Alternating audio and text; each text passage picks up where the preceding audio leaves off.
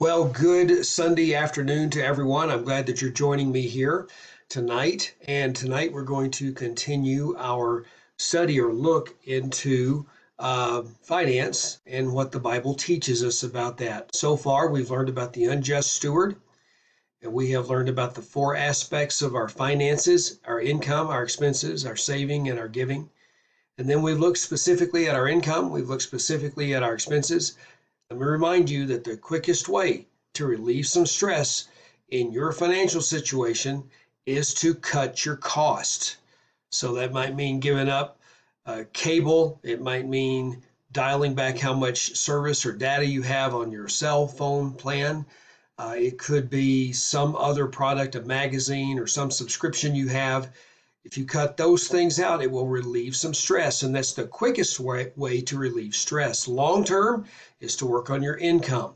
But then we looked at saving. It's very wise. We looked at the idea of the ant that's in the book of Proverbs and the concept of saving money and what that means. We looked at the kind of immediate expenses, those short-term expenses that could be maybe you're going to buy a car in 2 years and you save toward that, or maybe you're going to save long term for retirement. And then we looked at the idea of an emergency fund, what to do about that emergency fund, and we looked at just saving in general. Well, tonight we're going to get into giving. Giving part one is what we're going to look together tonight. And tonight we're going to look at the Old Testament concept of giving and what was required of the Jewish people when it came to giving. So let's get to our PowerPoint here this evening.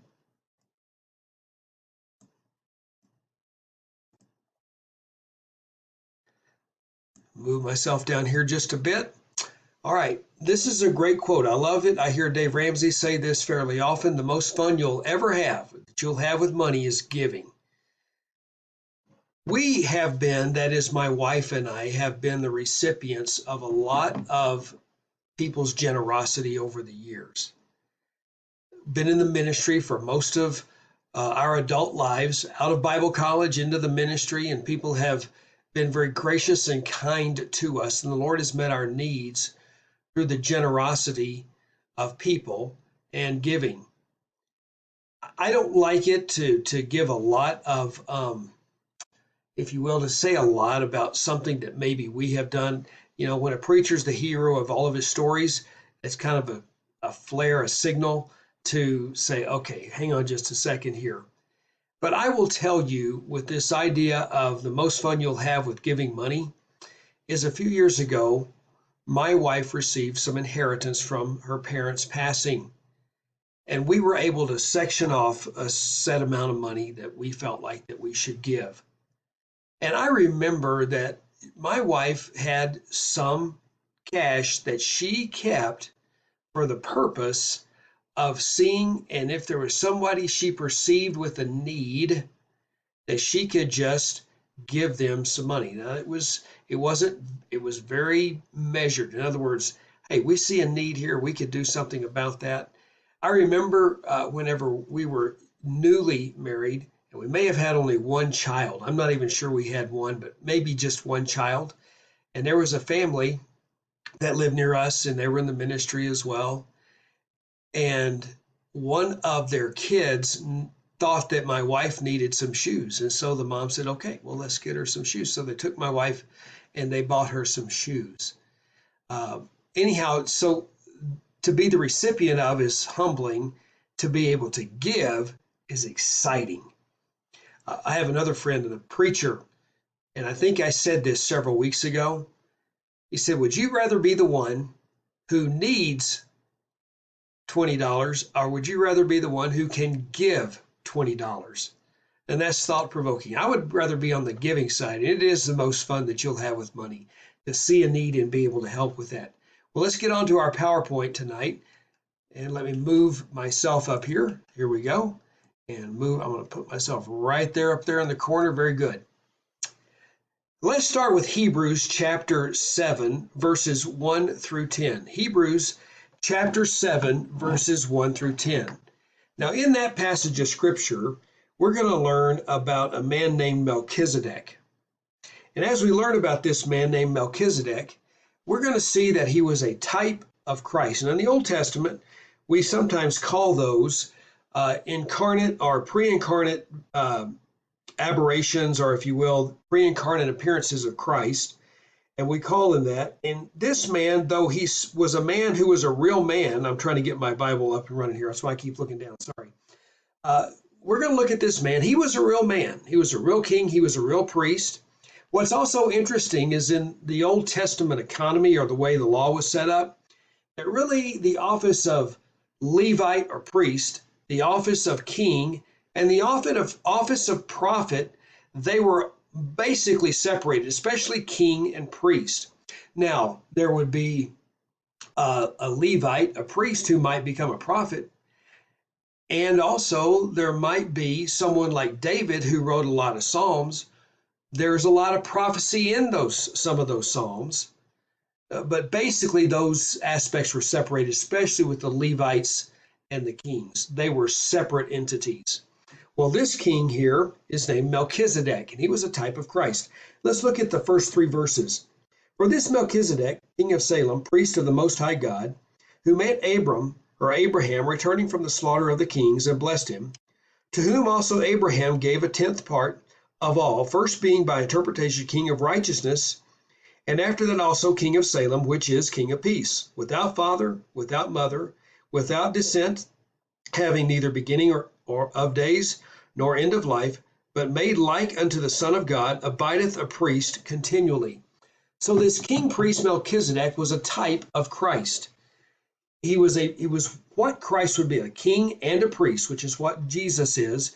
Jesus, the Son of God, literally the Son of God, also a descendant of David. So from a man's perspective, he is the right to the Jewish kingship, to the Judean kings. The Son of God makes him that king. And then as the priest, he took his own blood and he applied it after he died on the cross for our sins. So the king priest Melchizedek was a type of Christ. And that's what this passage is about. As we get to the next part of this, here we go. Abraham gave a 10th of the tithe to Melchizedek. Look at verse 4. Now consider how great this man was. Now he's talking about Melchizedek, unto whom even the patriarch Abraham gave the 10th of the spoils. So in these verses, we see that this man, Melchizedek, he was a great, and he was an awesome man. He was a great king. He was a great priest. And verily, they that are of the sons of Levi, verse 5, who receive the office of the priesthood, have a commandment to take tithes of the people according to the law, that is, of their brethren, though they come out of the loins of Abraham. So Abraham gave tithes, or a 10th, to Melchizedek. And in so doing, he's going to come to the conclusion in this, if you will, apologetic passage about giving and such. He's going to come to the conclusion of how important this was, because Melchizedek was a great king, he was a great priest, and Abraham gave tithes to him. As we move on through the passage, notice that Melchizedek blessed Abraham, who had the promise. Notice in verse 6, but he whose descent is not counted from them received tithes of Abraham and blessed him that had the promises. So it says that Melchizedek blessed Abraham who had the promises. So this great king, he received the tithes, but this king blessed Abraham. As we move on to verse number 7, we find that Abraham blessed Melchizedek with an offering, and without all contradiction, the less is blessed of the better. So the less in this case is Father Abraham, who blessed Melchizedek with a gift of the spoils of going to rescue his nephew and their family, Lot, when they had these kings from the north that came down and took them captive. Now, let's look at the last 3 verses of this section. Verses 8 through 10, those who received tithes, Levites, gave tithes through Abraham to Melchizedek, a type of Christ. Look at verse 8. And here men that die receive tithes.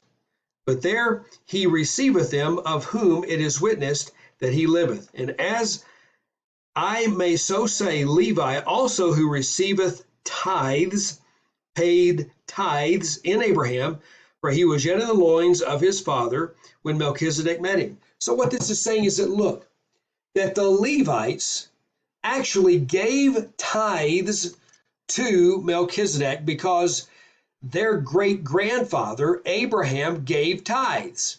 So even though the Levites received tithes of the Jewish people, they in turn, that is the Levites, had given tithes to this king priest. And the whole point is that in this passage that Melchizedek is a type of Christ.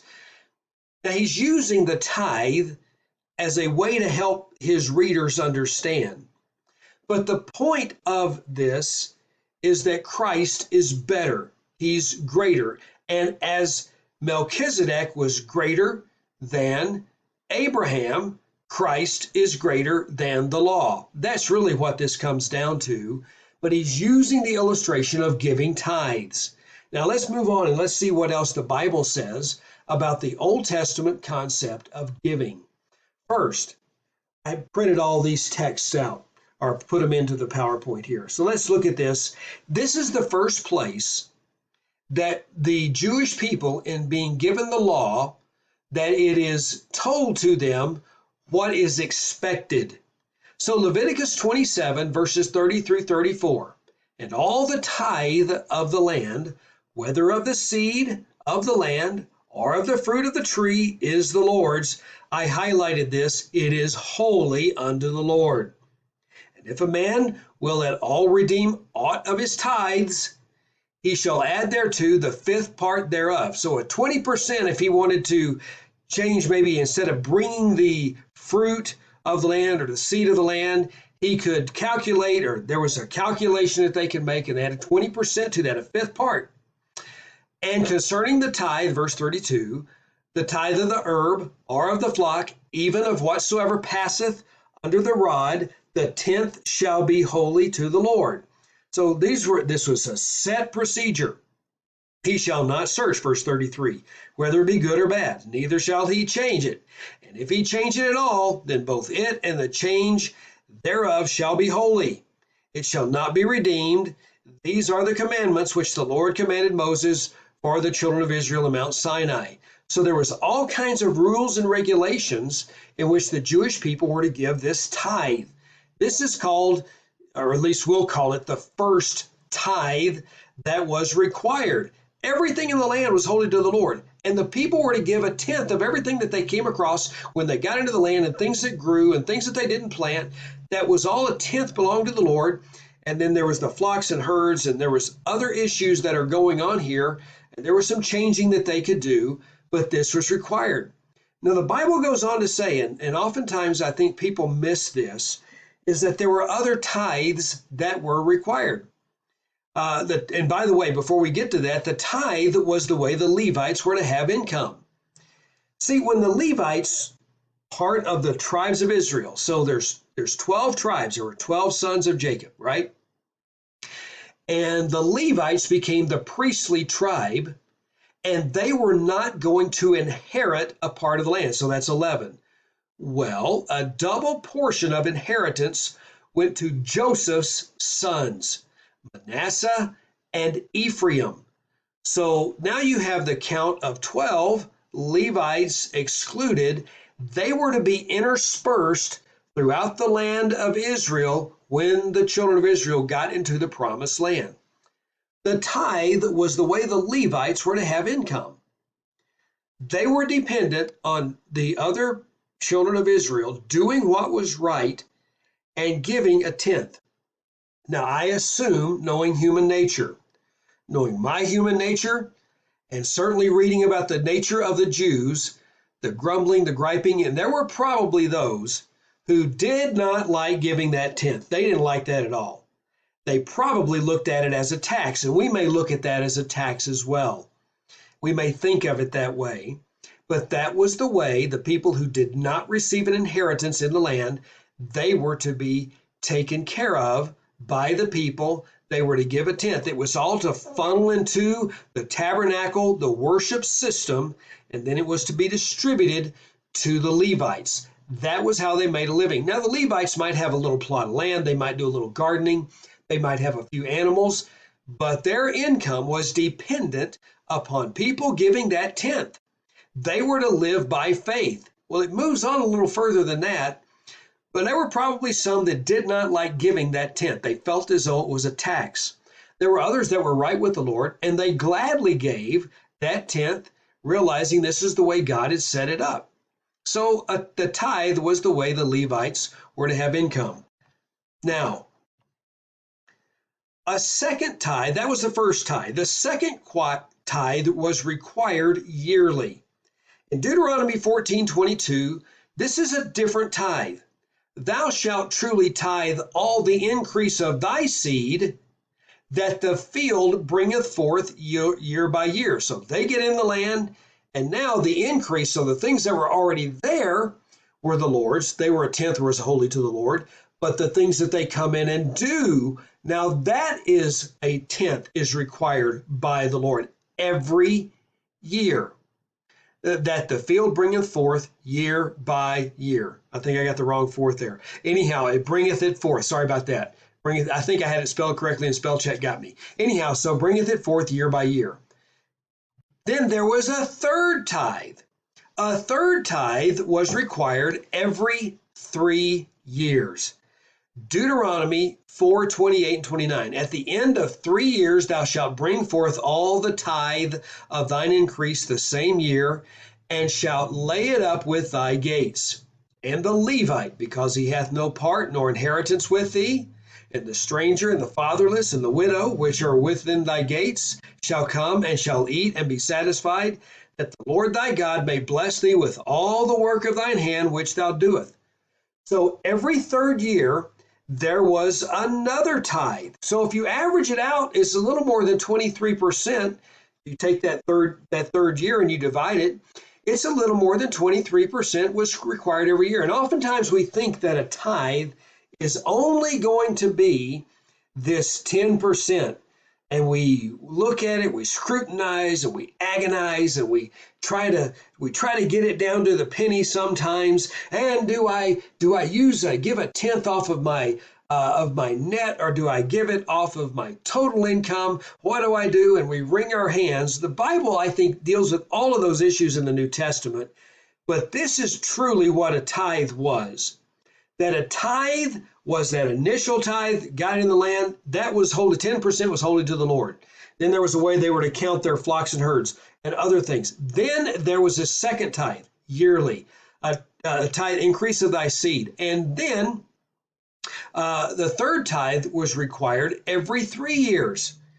And this, so 23%, 23.3, if you want to get technical about this, a little more than 23%, that was technically the tithe. Now, I've heard a lot of preachers in my lifetime talk about you got to give your 10% at church. You got to give your 10% at church. 10% belongs to the storehouse. 10% belongs to the church. And that's not a bad place to start, but technically, 23% was a tithe in the Old Testament. Now, I may know a few people that have given more than 20% back to the Lord's work, but if I know them, I don't know that I know them because they're quiet about it. Most people, if they give a tenth, that's good. If that's their standard or whatever else, that's pretty good for them if they can do that. But technically, the tithe was 23+% on a yearly basis. Now, let's go to the next one here. The Levites were required to tithe. The Levites, notice here in Numbers 18:26 through 28, thus speak unto the Levites, and say unto them, when ye take of the children of Israel the tithes, which I have given you from them for your inheritance, then ye shall offer up an heave offering of it for the Lord, even a tenth part of the tithe. This is your heave offering, shall be reckoned, this your heave offering shall be reckoned unto you, as though it were the corn of the threshing floor, And as the fullness of the winepress, thus she also shall offer and heave offering unto the Lord all your tithes, which ye receive of the Lord of Israel, and ye shall give thereof the Lord's heave offering to Aaron the priest.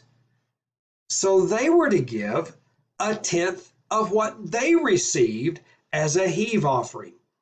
So the people were tithed, some would say taxed, 10%, and then another another third for the coming up the third year. So that 1 year you have that one, so it's 23+% average out over a 3-year period of time. And then when the priests got money, they were to give. Now I have heard this debate with preachers that, well, I'm serving the Lord, and because I serve the Lord, I'm getting money from people, so I shouldn't have to tithe. Now, that's between them and the Lord. I don't agree with that. I think just as you are a steward, preachers should be a steward and givers as well. And I think preachers ought to give by example.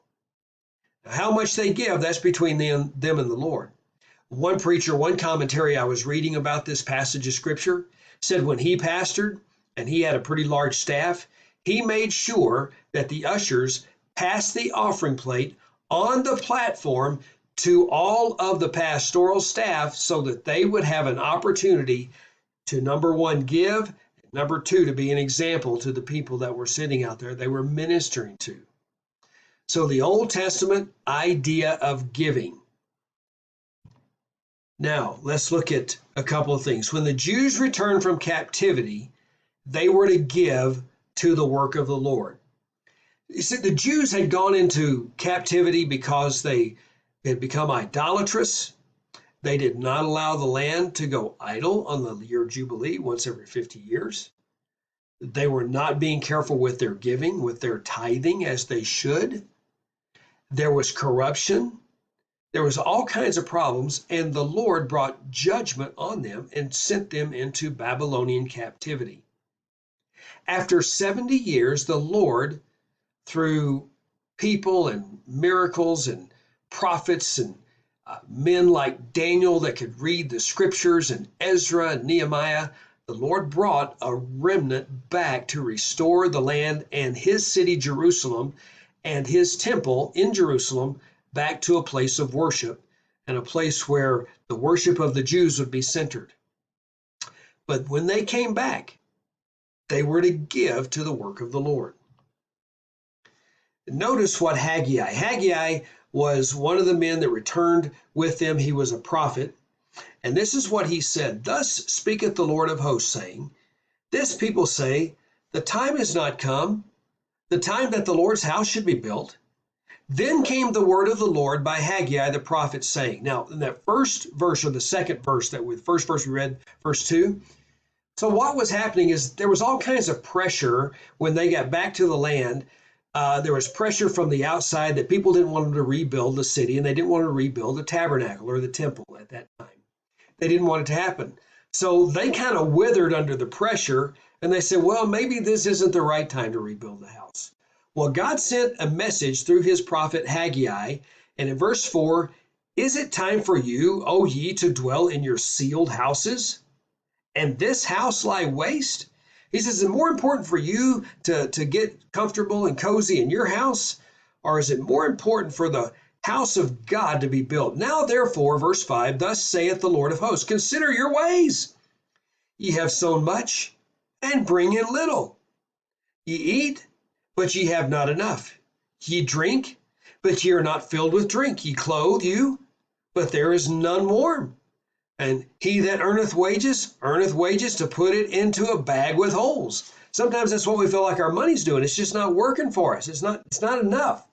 I have a friend who's a businessman, and he jokingly said to me one time, whenever he would sometimes buy stocks, and he would say that he would always, in his stock market, the way he would work this is that he would buy high and he would sell low, and he would make up for it in volume.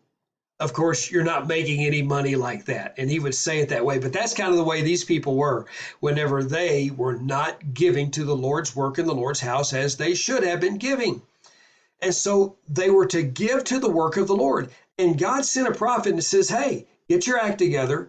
It is not right for you to live in this comfortable home, and the work of the Lord in the house of God is sitting in ruins. Rebuild it, get back to the business at hand. Well, the good thing is they did get back to the business at hand. The Lord lit a fire under them through this prophet, through Ezra, and they got the temple rebuilt. Let's look at another passage, a prophet that's after Haggai. It's the last prophet of the Old Testament. His name's Malachi.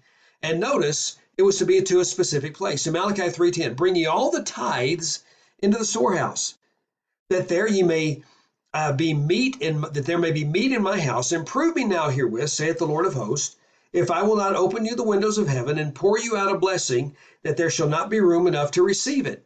So in this passage, he says, look, you're to bring the tithes into the storehouse. And in other passages around this passage, he says, look, you're working just like they were, but you're not getting anywhere. You need to first have a priority to give. I've heard preachers say a great portion of my life that, and I don't know if it's true. It sounds for good preaching, right? I don't know if it's really the way it works, but I've heard preachers say, if you don't give what you're supposed to, the Lord can take that money in another way. Now, that's true because he's sovereign. So it's important for us to remember this. Let me make my screen bigger again. Here we go. So it's important for us to realize that God's plan in the Old Testament was the tithe. On a yearly basis, it was about 23+%. Even the tithe to the Levites was to be given as a tithe back. Then, after they were in captivity and they come back to the land, they were to rebuild the temple. God sends a prophet and says, look, it's not right for you to live in sealed houses, and the work of God is diminishing here. You need to give to the Lord's house, to the Lord's work.